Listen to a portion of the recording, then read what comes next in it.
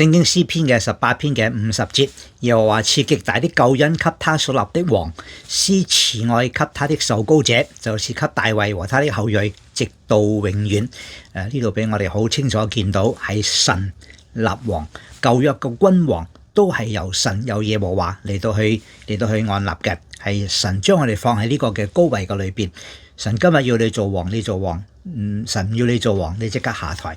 求主幫助我哋，俾我哋見到神係最終嘅權能掌權者。求主幫助佢施慈愛，施大嘅救恩。求主幫助憐憫。呢個特別提到就係話佢施慈愛俾佢嘅受膏者，按立嗰個人吓 ，the anointed one。呢個受膏者大衛同佢嘅後裔。